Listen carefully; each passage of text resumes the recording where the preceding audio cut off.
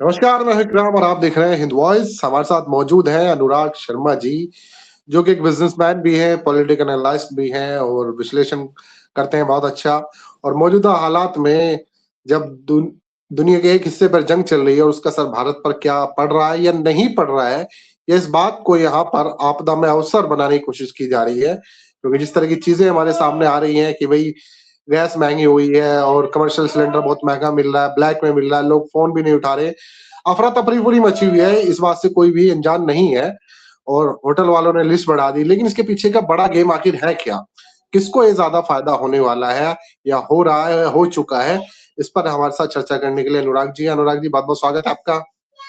नमस्कार इकराम भाई। सलाम अनुराग जी, किस तरह वालेकुम से देखते आपको। हैं इस पूरे सिनेरियो को? क्या कुछ चल रहा है देश में? कौन है इसके पीछे लोग जो आपदा में अवसर ढूँढ रहे हैं? देखिए, बहुत ही दुखद है जो देश में ये जो सत्ता है जिस तरीके से देश को बर्बाद कर रही है।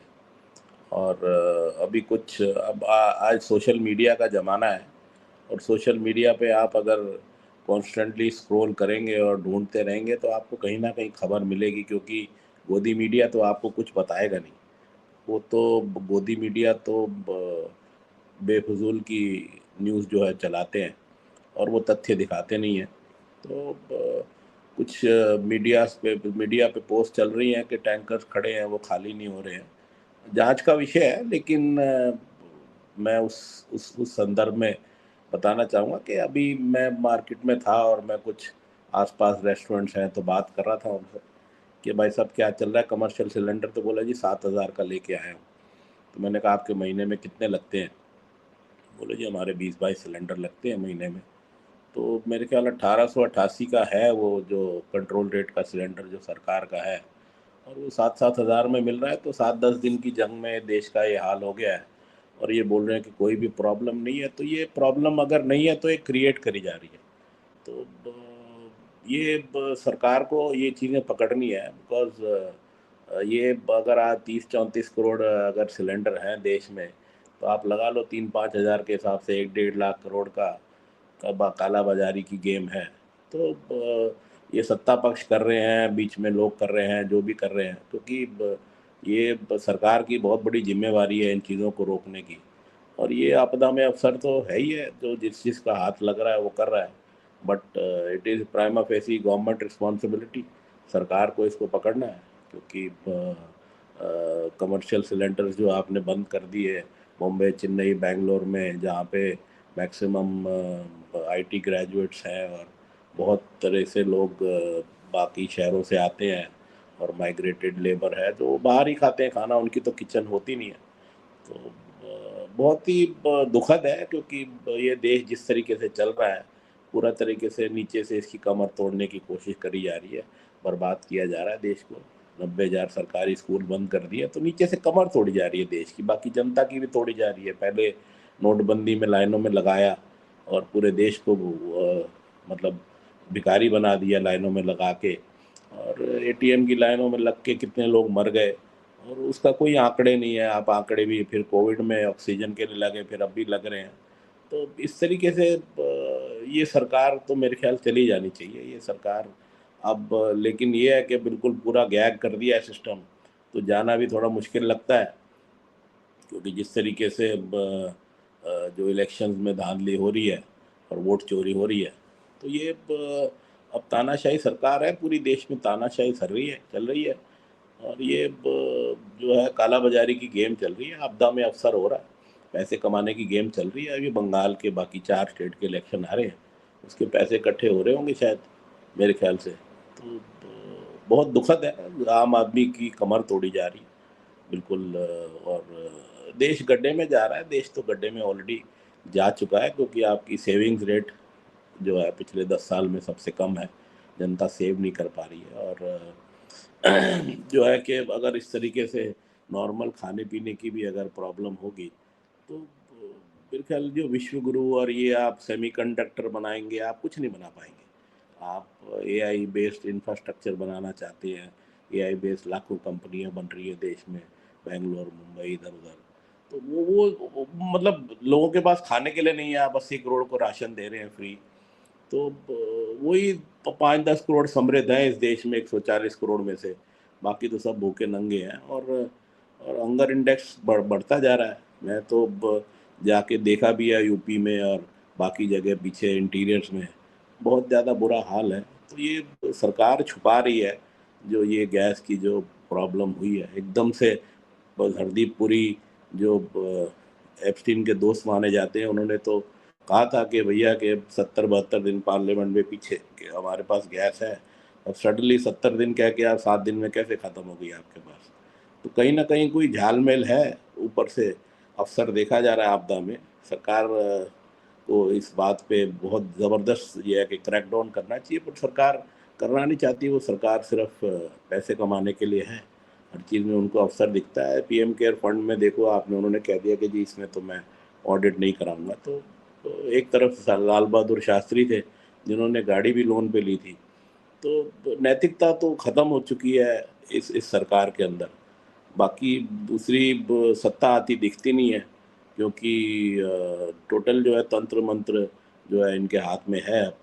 और राज करने का इनका मेरे ख्याल तरीका जो है बिल्कुल तानाशाही है। ये इमरजेंसी की बात करते हैं तो इस समय जो हाल है, कितने हज़ारों जर्नलिस्ट मार दिए गए देश के अंदर पिछले 5-10 साल में। और अभी पीछे कल परसों ही एक बिहार में एक लड़की को रेप करके और नाली में फेंक दिया गया। वो बचाने की कोशिश करेगी but then she was found dead. तो घर वाले कहते हैं कि कुछ बीजेपी के लोग हैं।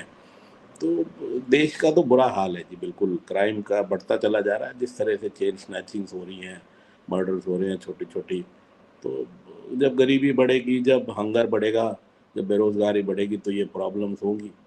तो ये गैस का जो ये इशू है, इससे कितने बिजनेस अस्त व्यस्त हो जाएंगे, कितने लोग डिस्प्लेस हो जाएंगे। तो इसका अंदाज़ा आप अगर मार्केट में जाएंगे तो आपको पता लगेगा। वो गोदी मीडिया चैनल्स तो आपको दिखाएंगे नहीं। तो बड़ा सैड सिचुएशन है, बड़ी सैड सिचुएशन है ये। जो सत्ता में आए हैं कि राम को लाएंगे, ये अयोध्या हार गए थे।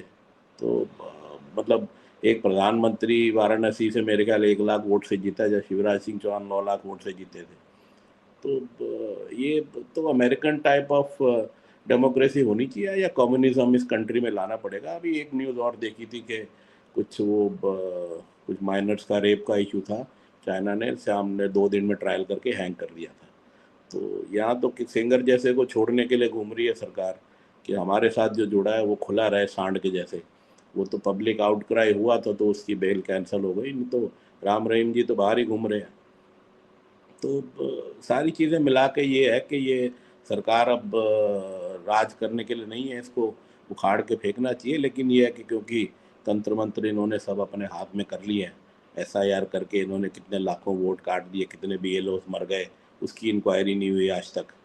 तो अभी भी वहाँ पे भी एक इंफॉर्मेशन आई थी कि कितने बीएलओ को लेटर आई है कि ये मुस्लिम वोट्स काट दिए जाएं।